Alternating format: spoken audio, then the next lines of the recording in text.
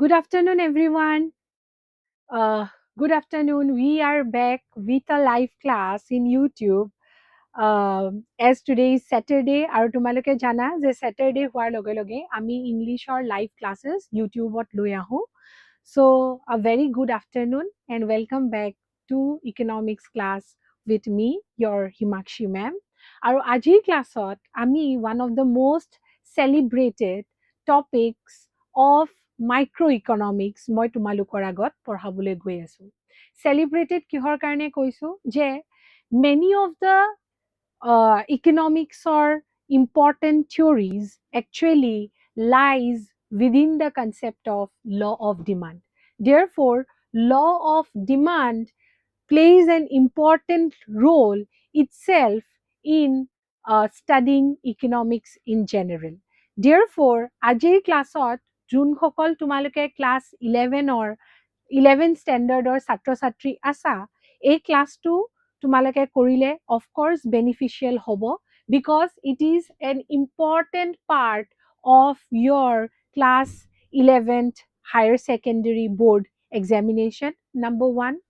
Number 2, এই ক্লাছটোৰ পৰা হয়তো যোনসকল মানুহে ইকনমিক্স পঢ়িবলৈ বিচাৰিছে from the basic level তেওঁলোকৰ কাৰণেও important হ'ব because law of demand is such a concept which forms basis of understanding economics in higher level as such. গতিকে এইটো এটা লেডাৰ হয় লেডাৰ বগাবৰ কাৰণে এই ইকনমিক্সৰ যোনখন লেডাৰ হয় সেইখন বগাবৰ কাৰণে ফাৰ্ষ্ট ষ্টেপটোৱে হৈছে ল অফ ডিমাণ্ড হয়নে ওৱান অফ দ্য ফাৰ্ষ্ট ষ্টেপটোৱে হৈছে ল অফ ডিমাণ্ড গতিকে যোনসকল ষ্টুডেণ্টছে ক্লাছ 11ৰ নহয় বাট সেই লেডাৰটো ইকনমিক্স ভালকে জানাৰ লেডাৰটো বগাবলৈ খুজিছে তেওঁলোকৰ কাৰণেও হয়তো ল অফ ডিমাণ্ড বুজাটো বহুত ইম্পৰ্টেণ্ট হয় ফাইন নেক্সট হৈছে CUET চিলেবাছত আমাৰ micro after class 12 micro economics আৰু মেক্ৰ ইকনমিক্স দুটাই লাগে গতিকে তোমালোকে ক্লাছ 12ৰ যদিও কোনোবা ছাত্ৰ ছাত্ৰী আছা আজি মোৰ লগত লাইভ ক্লাছত জইন কৰিছা তেনেহ'লে understanding law of demand in details will also help you to actually give or sit for CUET examination. Fine. So let's start today's class with great zeal and enthusiasm and understand the concept of law of demand from introductory microeconomics. Fine.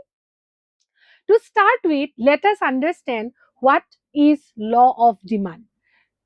Fine. To start with actually আমি law of demand to describe কৰাৰ আগতে আসলতে তোমালোকক মই কিছুমান assumptions কৈ লওঁ because without understanding this assumption হয়তো তোমালোকৰ মনত এটা সুদুৱনি থাকিব যে এই লটো কেনেকে আসলতে in reality বা in practice কেনেকে implement হ'ল because without this assumption the law of demand will actually become invalid. So before describing the law of demand or before stating the law of demand, we will first understand few of its assumption. The first assumption is that price of substitute goods do not change. Price of substitute goods do not change. So what does the word substitute goods refer to? Substitute goods are goods which can be substituted in place of one another due to various reasons. যেনেকে আমাৰ T আৰু coffee হয়নে T and coffee এটা সাবষ্টিটিউট good হয় T and good coffee এটা সাবষ্টিটিউট good হয় ইয়াৰ meaning কি টিৰ যদি প্ৰাইচ বাঢ়ি যায় মানুহে টি এফৰ্ড কৰিব যদি নোৱাৰে মানুহে কলৈ গুচি যাব মানুহে কফি কনজাম্পচনলৈ গুচি যাব বা কফিৰ যদি প্ৰাইচ বাঢ়ি যায় কফি কিনিবলৈ মানুহৰ পকেটত যদি হেভি হৈ যায় তেনেহ'লে মানুহ অৰ পিপল will move from consumption of coffee to consumption of tea. গতিকে this tea and coffee is actually an example of substitute good. What good is substitute good? Good which can be consumed in place of one another or used in place of one another. So first হৈছে যে কি এই substitute goods বিলাকৰ price equal বুলি ধৰি লৈছে বা it do not change বুলি ধৰি লৈছে it do not change বুলি ধৰি লৈছে Fine. So the first assumption is that substitute goods or Zunbor price, it does not change. Fine. Next one is prices of complementary goods. prices of complementary goods also remain constant.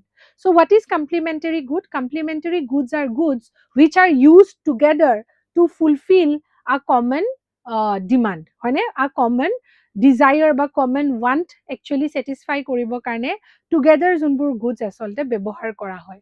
যেনেকে for example আমাৰ হ'ব পাৰে complementary goodত bread and butter. So bread and butter are complementary good, which means both the goods are used together to satisfy a common demand, that is maybe তোমালোকৰ ভোক যোনটো হয় ব্ৰেকফাষ্টত usually হয়, তো তাত তোমাৰ actually bread and butter together খাই পেলাই তোমালোকৰ যোনটো ডিমান্ড বা উইশ হয় বা want হয় of actually helping in removing your hunger or fulfilling your hunger একেলগে হেতু satisfy কৰে. So this is complementary goods, আৰু complementary goods are actually ইয়াতে কোৱা হয় complementary goods ৰ price constant হয় বুলি ইয়াতে কোৱা হৈছে। ঠিক আছে? Next is the income of the consumer remains same. So the third assumption is that আমাৰ যিমান কনজিউমাৰ্ছৰ কথা আমি ইকনমিত পঢ়িম in case of law of demand সেই কনজিউমাৰ্ছবোৰৰ ইনকাম আমি কি বুলি ধৰি লওঁ সেম বুলি ধৰি লওঁ ফাইন থাৰ্ডটো হৈছে there is no expectation of change in price in the future. Moreover আমাৰ কোনো expectation নাই কনজিউমাৰ্ছৰ কোনো expectation নাই যে কি price of goods may actually differ in future. Future price of goods change hobo pare buli tenekwa kuno dhoroner expectations nai. So given this assumption ami actually law of demand to describe koribo paru, which is that it states an inverse relationship between price and quantity demanded, keeping other factors constant or ceteris paribus. What are the other factors constant? Other factors যোনবোৰ constant হয় সেইখিনি আমি assumptionত ললো। Substitute goods or price constant থাকে, it does not change. Complementary goods or price does not change. Consumer or income do not change, and there is no expectation of change in price of goods in the future. Given constant of these factors, what does law of demand says? Law of demand actually describes an inverse শব্দটোৰ meaning কি হয় উল্টা হয়নে এটা উল্টা or inverse relationship between price and quantity demanded. What does this inverse relationship show?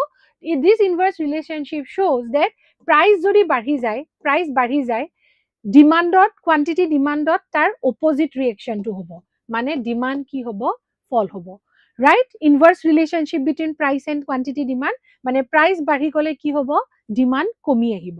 On the other hand price যদি কমি আহে তেন্তে কি হ'ব demand বাঢ়ি যাব।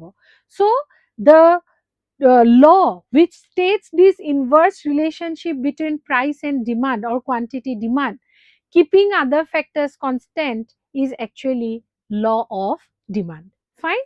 আৰু law of demandক তোমাৰ first law of purchase বুলিও কোৱা হয়। Law of demandক the law of demand which states the inverse relationship between price and quantity demanded, keeping other factors constant, তাক আমি অন্য এটা নাম first law of purchase or থ্ৰুৰেও জানিব পাওঁ। Fine. First law of purchase or থ্ৰুৰেও আমি জানিব পাওঁ। এতিয়া ল অফ ডিমাণ্ডটো আমি এখন শিডিউলৰ থ্ৰুৰে বা এটা ডায়াগ্ৰামৰ থ্ৰুৰে বুজিবৰ কাৰণে চেষ্টা কৰোঁ আহা। ল অফ ডিমাণ্ডটো আমি কি কৰোঁ এখন শিডিউল বা টেবলৰ জৰিয়তে আৰু এটা গ্ৰাফিকেল ৰেপ্ৰেজেণ্টেশ্যনৰ থ্ৰুৰে বুজিবৰ কাৰণে চেষ্টা কৰোঁ। এতিয়া সাপোজ এই গ্ৰাফিকেল এই টেবুলাৰ ফৰ্মেটটোত কি লিখিছোঁ এটা কলমত আমি প্ৰাইচ লৈছোঁ আৰু এটা কলমত আমি কোৱান্টিটি ডিমাণ্ডেড লৈছোঁ।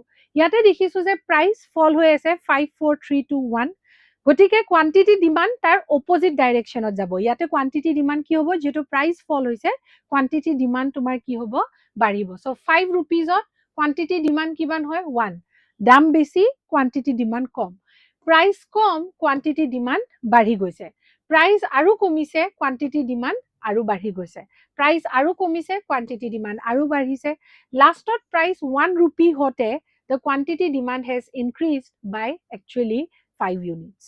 Fine.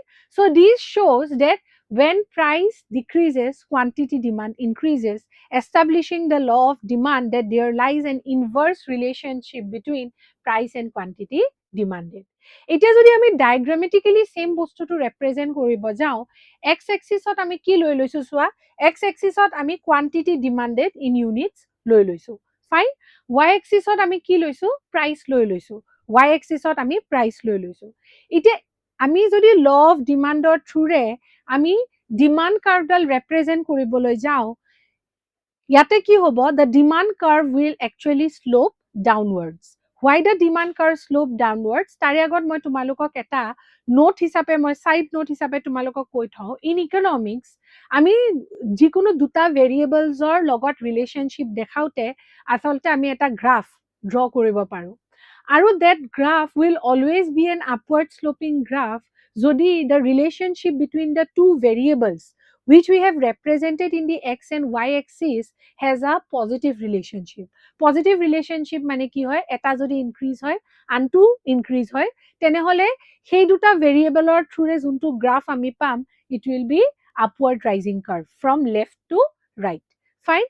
On the other hand, যদি আমি সেই দুটা এক্সিছত থকা ভেৰিয়েবলৰ মাজত ইনভাৰ্স ৰিলেশ্যনশ্বিপ থাকে, ইনভাৰ্স ৰিলেশ্যনশ্বিপ মানে কি হয়, অপোজিট ৰিলেশ্যনশ্বিপ থাকে, এটা যদি বাঢ়ি যায় আনটো কমি যায়, এটা যদি কমি যায় আনটো বাঢ়ি যায়, সেই ইনভাৰ্স ৰিলেশ্যনশ্বিপটো শ্ব' কৰা দুটা ভেৰিয়েবলৰ মাজত যদি আমি একচুৱেলি গ্ৰাফডাল আঁকো, তেনেহ'লে that graph will always be a downward sloping curve from left to right. Left to right, it will be a downward sloping curve. সেইকাৰণে ল অফ ডিমাণ্ডত সিন্স আমাৰ দুটা ভেৰিয়েবল আমি লওঁ, এক্স এক্সিছত কোৱান্টিটি ডিমাণ্ডেড, ওয়াই এক্সিছত price, and there is actually an inverse relationship or opposite relationship between price and quantity demanded, therefore সিহঁতৰ মাজৰ যোনটো ৰিলেশ্যনশ্বিপ হয় represented by the demand curve will be sloping downwards from left to right, fine. So law of demand a inverse relationship দেখায়, আৰু therefore the demand curve will be downward sloping curve from left to right, showing this inverse relationship between price and quantity demanded. I hope you were clear with this. Now, before understanding about the law of demand in details, আমি কিছুমান facts about law of demand পঢ়ি লওঁ, fine. আমি law of ডিমাণ্ডৰ, of course law of demand কি হয় গম পালোঁ, ডিমাণ্ড কাৰ্ভডাল কেনেকৈ আমি গ্ৰাফিকেলি ড্ৰ কৰিব লাগেও গম পালোঁ, টেবুলাৰ ফৰ্মেৰেও মই তোমালোকক ল অফ ডিমাণ্ডটো কেনেকৈ ডেছক্ৰাইব কৰিব লাগে সেই বিষয়েও কৈ দিলোঁ। নাও we will understand about few facts of law of demand. Fine. The first fact is that there is an inverse relationship. This law of demand actually portrays an inverse relationship between price and quantity demanded, meaning jodi price increase hoy, quantity demanded fall hoy, price jodi decrease hoy, quantity demanded increase hoy, fine. So it states an inverse relationship. Law of demand to ki hoy, actually law of demand to qualitative hoy, it is not quantitative. It is qualitative and not quantitative. What does this indicate? It indicates that it actually makes a qualitative statement. It indicates the direction of change. It indicates the direction of state. Direction of change মানে কি? আমি দেখিছো যে কি price যেতিয়া increase হৈছে, quantity demand decrease হৈছে. Price যেতিয়া decrease হৈছে, quantity demand increase হৈছে. Right? আমি এইটো গম পাইছো। হয়নে? ল অফ ডিমাণ্ডে আমাক এই ডাইৰেকশ্যনটো দেখাইছে, হয়নে? কিন্তু ই জানো আমাক দেখাইছে যে কি কিমানখিনি প্ৰাইচ ইনক্ৰিজ হোৱাৰ কাৰণে কিমানখিনি কোৱান্টিটি ডিমাণ্ডেড ডিক্ৰিজ হৈছে, বা কিমানখিনি প্ৰাইচ ডিক্ৰিজ হোৱাৰ কাৰণে কিমানখিনি কোৱান্টিটি ডিমাণ্ডেড ইনক্ৰিজ হৈছে। So' it do not actually, it shows the direction in amount of demanded, but it do not shows the magnitude of change.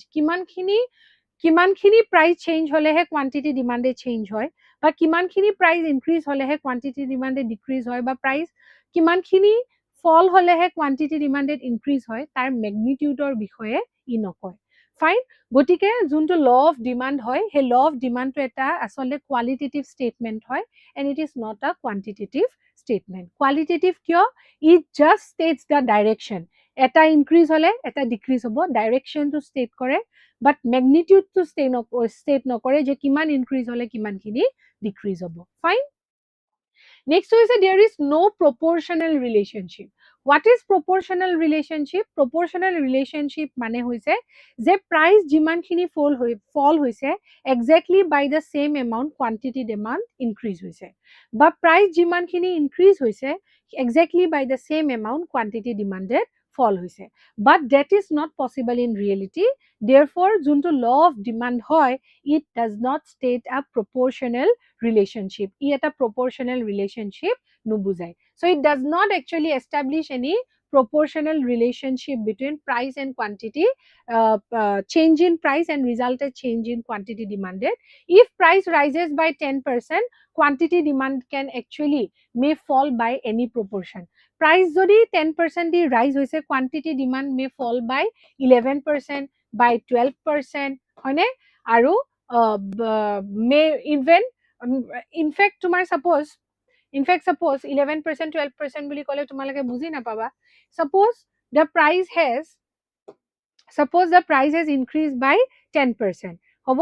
So already তোমাৰ this means the price যেতিয়া fall হৈছে, price যেতিয়া rise হৈছে by 10%, the fall in quantity demand can be 11%. 11% দিও fall হ'ব পাৰে, 12% দিও fall হ'ব পাৰে, 15% দিও fall হ'ব পাৰে, in fact 100% দিও fall হ'ব পাৰে. মুঠতে fall হ'ব বুলি যে আমি জানো, but কিমানটো amount দি fall হ'ব আমি নাজানো. We are not certain about it. And there is no proportional relationship যে 10% দি price fall হৈছে মানে quantity demand 10% দি increase হ'ব, তাৰ কোনো মানে নাই. And it is not actually stated by law of demand. Therefore আমি ক'ব পাৰো law of demand do not show any proportional relationship. ঠিক है? Next was a one-sided. This relationship between price and quantity demanded, হয়নে? Inverse relationship between price and quantity demanded is actually that is stated by the law of demand is actually one-sided. এই lawটো আচলতে কি হয়? এটা one-sided law হয়. কিহৰ কাৰণে one-sided law হয়? Because it only states যে price increase হলে quantity demand কি হ'ব, হয়নে? যে quantity demand fall হ'ব, বা price decrease হলে quantity demand increase হ'ব. তাৰ opposite টো, এইটো এটা one-sided story কৈ আছে. Quantity demand increase হলে price decrease হ'ব নেকি, এই কথাটো ডিমাণ্ডে নকয়, বা quantity demanded fall হলে price increase হ'ব নেকি, এই কথাটো law of demandে নকয়. Therefore it is just a one-sided theory, য'ত priceৰ changeৰ reflection in quantity demand দেখুৱা হয়, but quantity demandৰ changeৰ reflection priceত কেনেকুৱা হ'ব ই এটো reflect নকৰে. Fine, I hope you are clear with this. So these are few of the important facts about law of demand. Now once we understand about law of demand, now let us see the law of demand কিহৰ কাৰণে actually কাম কৰে. What are the various reasons for operation of law of demand? Law of demand কিহৰ কাৰণে operate কৰে. The first main reason for operation of law of demand is law of diminishing marginal utility. I hope তোমালোকে law of diminishing marginal utility বা law of DMU লগত familiar হয়. But in case তোমালোকে familiar নহয়, let me make it clear to you what is law of diminishing marginal utility. It means যে কি আমি যেতিয়া consequently, আমি যেতিয়া consecutively, হয়নে, simultaneously যেতিয়া আমি এটাৰ পিছত আনটো consume কৰি গৈ থাকো, তেনেহলে তাৰে পৰা যিমানখিনি আমি actually satisfaction পাওঁ, it starts to go on declining. বুজি পাইছা? তাৰমানে as we consume more and more commodities, the satisfaction derived from each extra commodities goes on falling. বুজি পাইছা? কমোডিটিটোৰ পৰা যিমানখিনি আমি satisfaction পাইছো, it goes on falling. Why this law of DMU operate? It is from the fact that আমাৰ বহুত বেছি পিয়া লাগিছে, আমি first glass of water খোৱাৰ লগে লগে আমাৰ বহুত বেছি satisfaction হ'ব, because we were thirsty. But first glass to খোৱাৰ লগে লগে few amount of thirst, আমাৰ পিয়া হয়তো অলপ দেৰি কাৰণে মৰি গ'লেই, হয়নে? তাৰপিছত next glass to খোৱাৰ লগে লগে হয়তো আমি same level of satisfaction নাপাওঁ, because some amount of thirst has already been fulfilled by drinking of first glass of water, right? গতিকে যেতিয়া second glass to খাম, আমাৰ হয়তো অকমান কম satisfaction পাম, third glass to খোৱাৰ লগে লগে আৰু কম satisfaction পাম, because eventually আমাৰ মানে থাৰ্ষ্টৰ যোনটো ফুলফিলমেণ্ট বা পিয়াহৰ যোনটো ফুলফিলমেণ্ট হৈ গৈয়ে আছে, ৰাইট? তাৰপিছত যদি আৰু এটা গ্লাছ খাওঁ, লাহেকে কি হ'ব, আমাৰ মানে একদম ইয়ালৈকে পানী আহি যাব হয়নে তাৰমানে satisfaction 0 হৈ যাব তাৰ পিছতো যদি জোৰ জবস্তি তুমি আৰু এগিলাস পানী খাই দিয়া the water may come out from your body হয়নে তুমি vomiting কৰি দিব পাৰা because there will be excess water intake by a person হয়নে গতিকে ইয়াত marginal utility এইটোৱে বুজাইছে যে আমি যদি as and when we consume more and more commodities satisfaction received from the extra commodity goes on decreasing হয়নে eventually becomes zero আৰু আমি vomit কৰি দিয়া মানে কি it eventually also becomes negative so a law of demand actually operate কৰাৰ one of the main reason to hoise law of diminishing marginal utility so yate ki koise demand for a commodity actually depends on its utility if the consumer gets more satisfaction he will pay more as a result consumer will not be prepared to pay the same price for an additional units of the commodity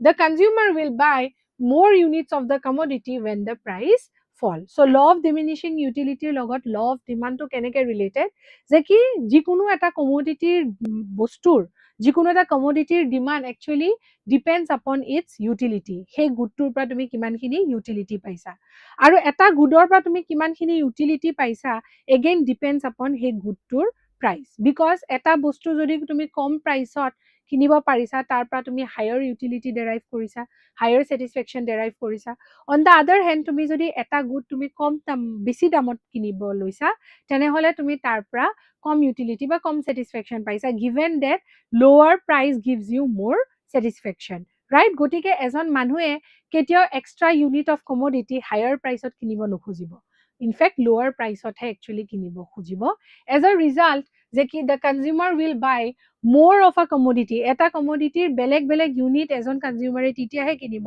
যেতিয়া সেই গুডটোৰ price actually কমি গৈ থাকে otherwise he or she will not purchase next is a substitution effect what is substitution effect substitution effect is that eta priceor jetia good এটা প্ৰাইসৰ গুডৰ যেতিয়া price তোমাৰ বাঢ়ি গৈছে এজন মানুহে আনটো গুডলৈ তোমাৰ কি হ'ব পাৰে সাবস্টিটিউট কৰি দিব পাৰে ৰাইট কিন্তু যেনেকে আমাৰ টি এন্ড কফি কিন্তু ইয়াতে কি কৈছে চোৱা substitution effect refers to substitution of one commodity in place of another that we have already talked about which is relatively cheaper যেনেকে মই টি এন্ড কফিৰ এক্সাম্পল দিছো কফি যদি cheaper হয় তেনেহলে আমি টিক ৰিপ্লেস কৰি coffee consume কৰিম so that is substitution effect হয়নে when price of the given commodity falls given commodity যদি আমি tea বুলি দিও price of the given commodity or price of tea falls it becomes relatively cheaper tea becomes relatively cheaper as compared to its substitute coffee right so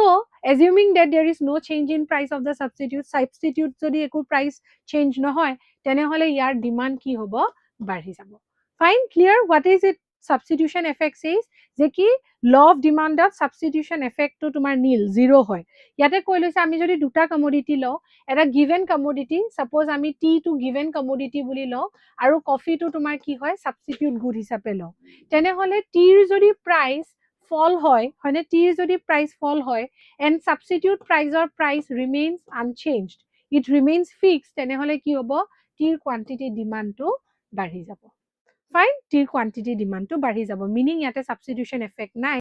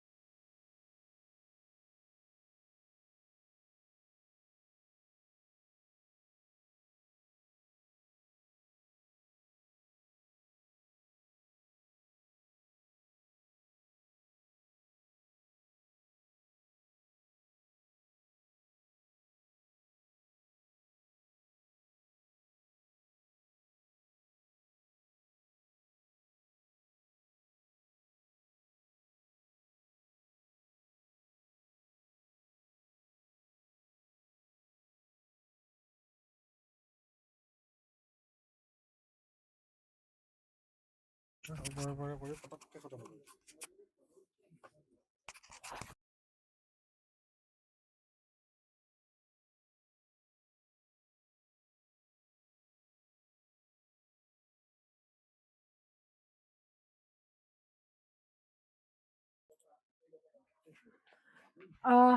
there was a technical difficulty আৰু হেতু কাৰণে আমি thank you Saurav for informing that there was no sound going because otherwise আমি গমে নাপালো হয় যে কি আহি আছে নে নাই sound. So আমি check কৰোতে actually fourth point তৰ পৰা actually তোমাৰ reasons for operation of law of demand তোমালোকৰ মাজত sound টো যোৱা নাছিল. So মই অকমান repeat কৰি দিছো. Third to income effect to already explain kora hoye goisile jot sound asile. Now we will actually try to explain the fourth point for reasons for operation of law of demand. Fine. So yat ki hoy additional customers ahileo tumar ki hoy law of demand or operation to hua amak bujai.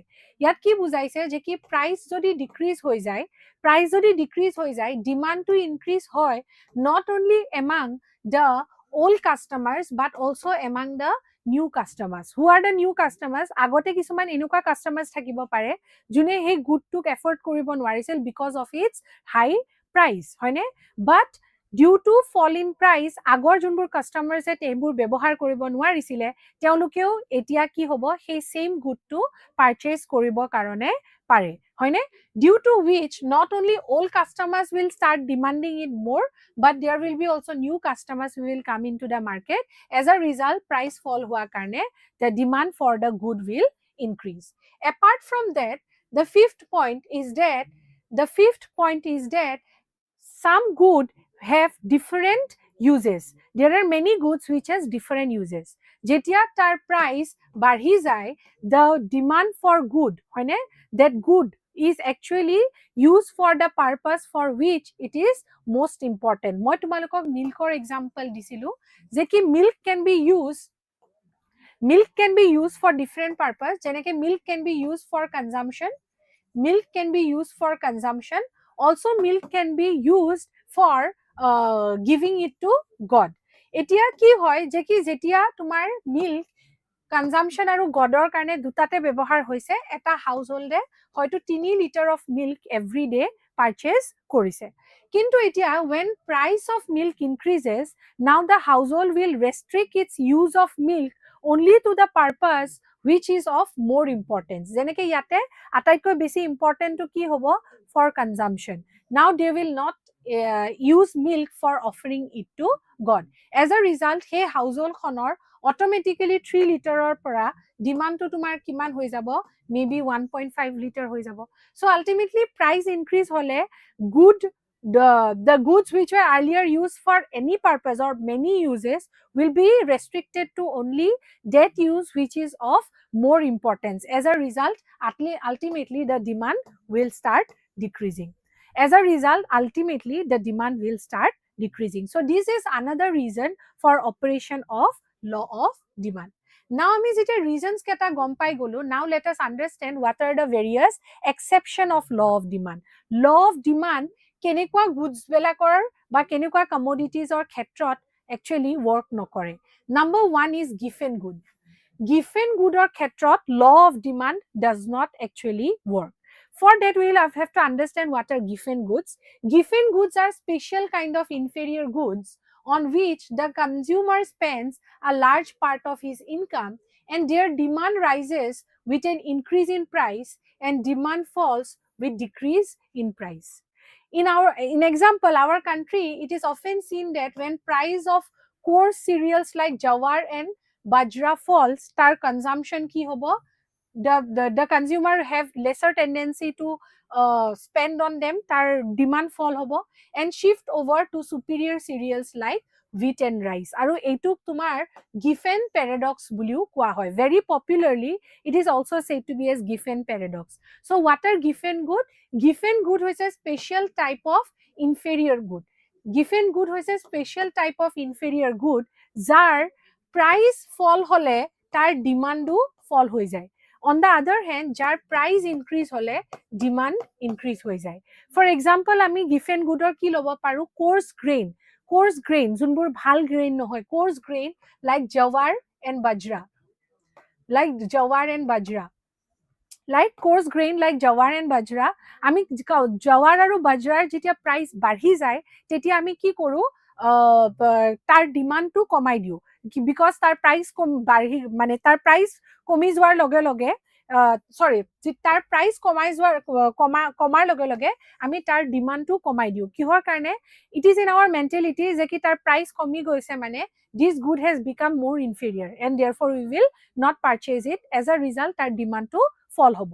On the other hand, যেতিয়া jawar আৰু bajrar তোমাৰ price increase হৈ যায়, we perceive that hey good tour actually quality অলপ improve হৈছে, therefore now we start purchasing jawar and bajra। গতিকে ইয়াতে কি হৈছে যে কি price বাঢ়ি যোৱাৰ লগে লগে demand বাঢ়ি গৈছে না কি demand fall হৈছে।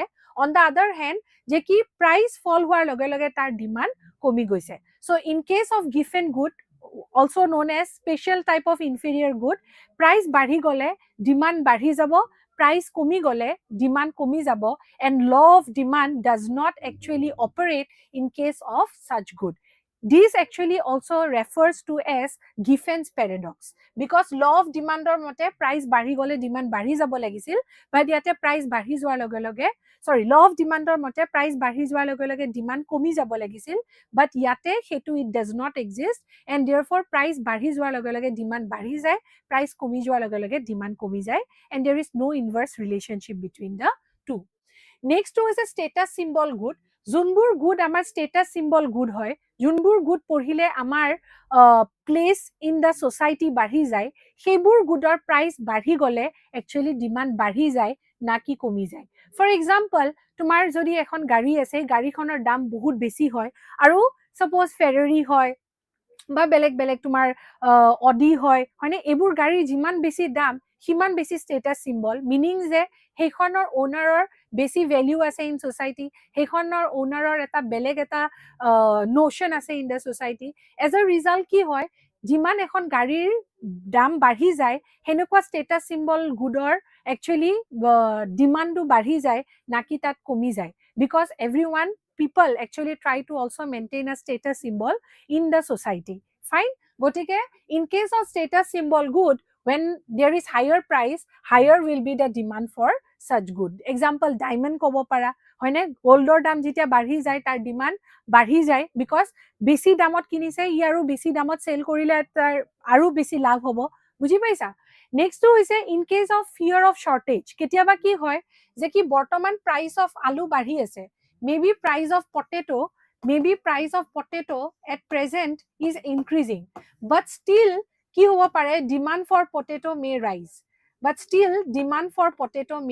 kihor kane demand for potato may rise hobo pare jetia kunuba manhue gom pai je ki future ot potato scarcity hobo, গতিকে ফিউচাৰত স্কেৰচিটি হোৱাৰ আগত এতিয়া প্ৰাইচ বাঢ়ি থাকোতেও মানুহে কি কৰে, হায়াৰ ডিমাণ্ড কৰে, বিকজ বৰ্তমানত the price does not matter, what matters is that if there will be shortage of the good in the future, কি হ'ব, আমি কিনিব নোৱাৰিম, গতিকে হায়াৰ প্ৰাইচত হলেও মানুহ বেলাকে কিনি লয়, and in this case law of demand does not operate. Fine? Next to is ignorance. Kisuman consumer price বাঢ়িলেও good কিনি গৈ থাকে because they are not very much aware about the price prevailing in the market. গতিকে ignorance or কাৰণেও কেতিয়াবা law of demand actually in place নাথাকিবৰ কাৰণে পাৰে।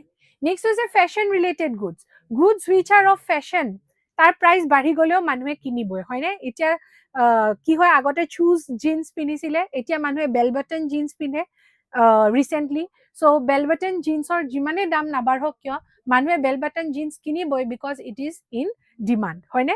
Eta iPhone kinatu amar India eta fashion hoi goise, gotike iPhone or dam jimane nohok kyo manue iPhone kiniboy, so that is fashion related goods or price jimane nohok kyo tar demand high hobo, and therefore law of demand which states an inverse relationship between demand and price fails when the good is fashion related. Fine? Next is the necessities of life. Kisuman goods are of immense necessity, like medicine or price বাঢ়িলেও tar demand বাঢ়িবই, irrespective of the fact that law of demand ইয়াতে work কৰি আছে নে নাই গটিকে in case of necessities of life goods without which we cannot survive তাৰ price বাঢ়িলেও demand কিন্তু কি হয় নকমে demand একেই থাকিব বা বাঢ়িব so in this case law of demand does not work next is a change in weather change in weather অতো তোমাৰ কি হয় with change in season weather demand for certain commodities also changes যেনেকে for example rainy season ত তোমাৰ umbrella ৰ দাম বাঢ়ি যায় raincoat ৰ দাম বাঢ়ি যায় কিন্তু হলেও তো মানুহে কিনে because rainৰ পৰা পৰিত্ৰাণ পাবৰ কাৰণে rainৰ পৰা নিজকে safe ৰাখিবৰ কাৰণে মানুহে raincoat কিনিবই লাগিব মানুহে umbrella ব্যৱহাৰ কৰিবই লাগিব গটিকে these goods which are related to weather তাৰ price বাঢ়ি গলেও তোমাৰ তাৰ demand কেতিয়াও নকমে বুজি পাইছা ঠাণ্ডা দিনত sweaterৰ demand বাঢ়ি যায় price বাঢ়ি গলেও তাৰ demand বাঢ়ি যায় because ঠাণ্ডাৰ পৰা safety পাবৰ কাৰণে মানুহে sweater কিনিবই লাগিব so in this case law of demand does not operate fine thank you so much for joining with us in this live session মাজতে অলপমান টেকনিক্যাল গ্লিচ হৈছিলে তোমালোকে কোনোবাই যদি এই ভিডিওটো পিছত চাই সেইখিনি সময়ত যত সাউন্ড নাছিলে অকমান ফৰৱাৰ্ড কৰি দিয়াৰ লগে লগে আমি এক্স্যাক্টলি সেম বস্তুখিনি আকৌ ৰিপিট কৰি দিছো তোমালোকে চাব পাৰিবা thank you so much for joining me in today's class I hope তোমালোকে ল অফ ডিমান্ড কি হয় গম পালা what are the various reasons for operation of law of demand gom pala as well tumaloke gom pala what are the various exceptions of law of demand mane what are the various circumstances under which law of demand does not work kunbur khetrot law of demand does not work if it is a given good